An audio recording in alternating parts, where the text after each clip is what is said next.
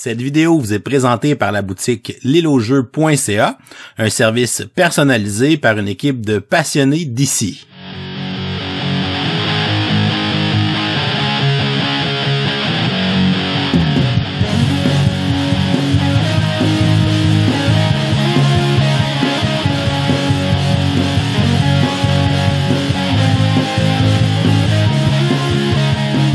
Attrapez votre équipement, il est temps de faire la course aux 7 sommets les plus élevés du monde. Et oui, il s'agit du jeu de Deepwater Games 7 Summits. 7 Summits se joue en 30 à 45 minutes de 2 à 5 joueurs à partir de 10 ans. Dans ce jeu-là, en fait, chaque joueur va compétitionner pour faire la course pour grimper les 7 sommets les plus hauts des 7 continents. Je suis Sophie de la chaîne YouTube Mixed Deal et aujourd'hui, nous allons voir ensemble les règles du jeu ainsi que ma critique. Commençons tout d'abord avec la mise en place. Commencez par placer le plateau de jeu au centre de la table. Mélangez les cartes missions et équipements afin d'en créer des pioches face cachée. Mélangez face cachée les différents jetons découvertes sur les différents endroits découvertes du plateau de jeu, ce qui à la fin devrait ressembler à ceci. Chaque joueur choisit une couleur et reçoit un plateau joueur, 7 jetons grimpeurs ainsi que 3 disques de compétences. Commencez par placer chaque disque de compétences au bas du plateau joueur à chacune des pistes de compétences. Chaque joueur prend ensuite ses grimpeurs et va les placer au bas de chacune des 7 montagnes du plateau, comme ceci. Chaque joueur reçoit ensuite une carte mission qu'il garde près de lui face cachée mais peut la consulter en tout temps. Le premier joueur est attribué au joueur le plus jeune et il reçoit le jeton premier joueur. Maintenant que le jeu est mis en place, nous sommes prêts à débuter la partie. Le jeu se joue en succession de tours où chaque joueur va sélectionner un dé associé à une montagne pour pouvoir la grimper. Un tour de jeu commence en brassant les 6 dés et ensuite en allant placer les couleurs respectives au bas de chaque montagne. C'est indiqué dans le bas du plateau par un petit icône triangle de la même couleur. Une fois que c'est fait, en débutant par le premier joueur et puis dans le sens des aiguilles d'une montre, chaque joueur va sélectionner un dé, monter la montagne de la même couleur du même nombre de cases. Donc dans ce cas-ci, je montrais la montagne jaune de 2, comme ceci. Chaque dé ne peut être utilisé qu'une seule fois dans un tour et ensuite vont être placés au-dessus de la montagne. Le nombre de dés qui peuvent être utilisés chaque tour dépend du nombre de joueurs. À 2 ou 3 joueurs, vous allez alterner jusqu'à temps que tous les dés soient utilisés, tandis qu'à 4 et 5 joueurs, chaque joueur va avoir le droit d'utiliser un seul dé par tour. Dans le cas où vous ne pouvez monter aucune des montagnes disponibles, sélectionnez tout de même un dé que vous allez placer au-dessus de la montagne et piochez une carte équipement à la place de grimper. Les cartes équipement vous fournissent différents avantages pour vous aider durant votre ascension. Vous pouvez jouer autant de cartes équipement que vous le souhaitez durant votre tour. Pour grimper, sélectionnez une montagne où il reste un dé. Vous pouvez à ce moment-là faire grimper votre personnage dans cette montagne-là du nombre indiqué sur le dé. Vous pouvez également, si vous le décidez, décider de grimper l'Everest à la place avec ce dé-là. L'Everest étant le sommet le plus élevé au centre du plateau de jeu. On remarque qu'il n'y a pas de dé directement associé à l'Everest. Donc, c'est quand vous décidez d'utiliser un dé d'une montagne à la place de monter cette montagne-là. Une fois que vous avez grimpé, vous devez prendre une décision. Arrêter et récolter les jetons découvertes ou les compétences disponibles sur votre espace ou continuer à monter en poussant. Si vous décidez de pousser et poursuivre votre ascension, vous devez rerouler le dé de la montagne correspondante que vous venez de grimper, mais vous devez également rouler avec lui le dé de risque. Il y a 4 résultats possibles au dé de risque. Le premier vous permet de continuer de monter normalement. Une fois que vous êtes arrivé à la case, vous pouvez décider de continuer à pousser ou d'arrêter votre mouvement à ce moment-là. Le deuxième vous permet de continuer à monter normalement. Par contre, vous soustrayez 1 au résultat de votre dé. Le deuxième est la même chose, sauf que vous soustrayez 2 à la place. Et finalement, le dernier résultat est l'avalanche. Et lorsque vous avez ce résultat-là, vous devez redescendre complètement la montagne jusqu'au bas. Et cela met fin à votre tour. C'est à noter que le -1 et le -2 mais également fin à votre tour après avoir monté. Une fois que vous avez terminé votre ascension, vous pouvez récolter, s'il y en a, les jetons découvertes sur le lieu sur lequel vous avez terminé votre tour ou les bonus qui sont imprimés sur le plateau. Dans ce cas-ci, on gagnerait un jeton découverte. Les effets des différents jetons découvertes sont expliqués au dos du livre de règles. Donc, par exemple, ici, on avance de 2 sur l'Everest. Ici, on peut choisir d'augmenter une des 3 compétences. On peut gagner des points en fin de partie.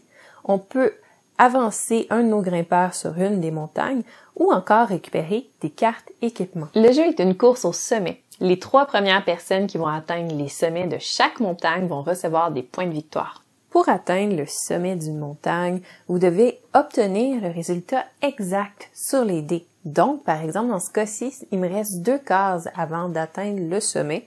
Je pourrais pas, par exemple, avoir 3 sur le dé et monter. Je dois exactement arriver sur le bon chiffre pour pouvoir grimper jusqu'au sommet.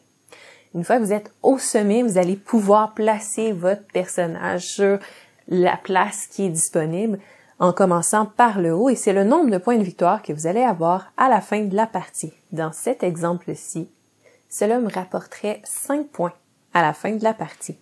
Advenant le cas où le résultat sur le dé ne vous permet pas de monter jusqu'au sommet de la montagne, vous avez le droit de pousser encore et de relancer le dé tant que vous arrivez sur ce résultat-là.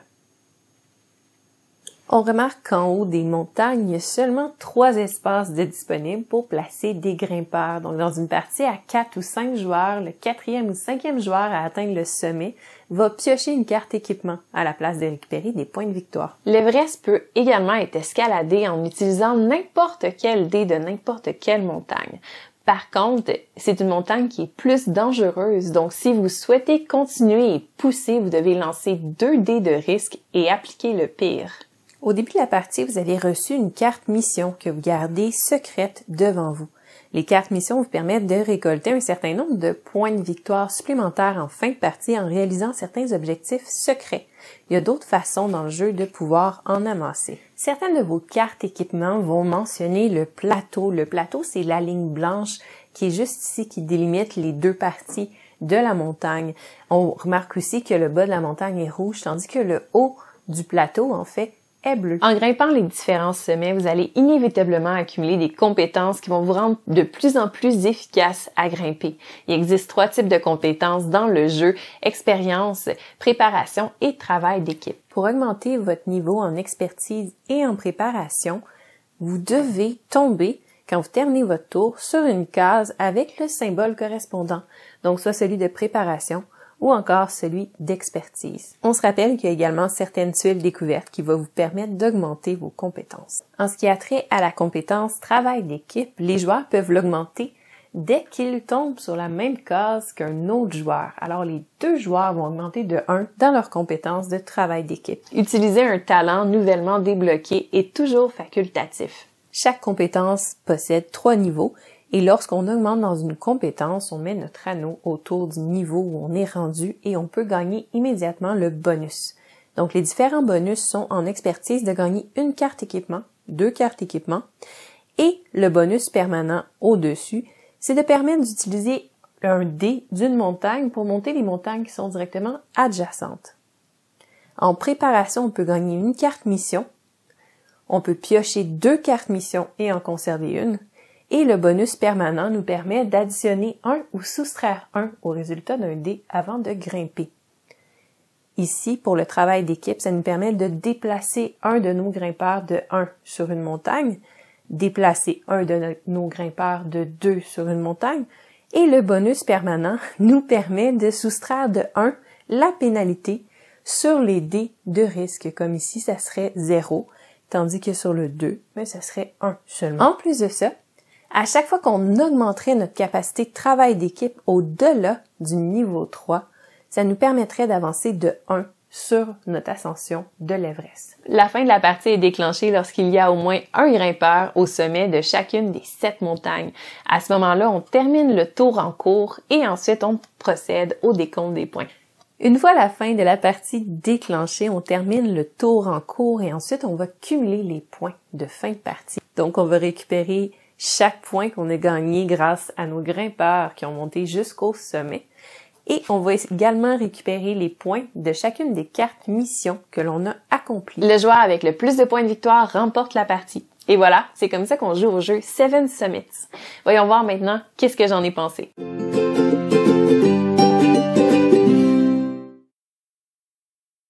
Donc, pour ma critique de Seven Summits, faut savoir que j'y ai joué seulement, pour l'instant, à 2 joueurs.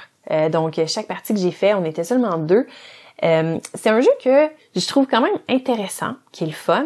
C'est pas un jeu avec beaucoup de profondeur, c'est vraiment un petit filler rapide, pas compliqué. En fin de soirée, quand les gens commencent à être fatigués, c'est quelque chose qui est fun à sortir, une course, fait que ça rend tout le monde un peu très très focusé sur le jeu parce que tout le monde va être le premier à atteindre chacun des sommets.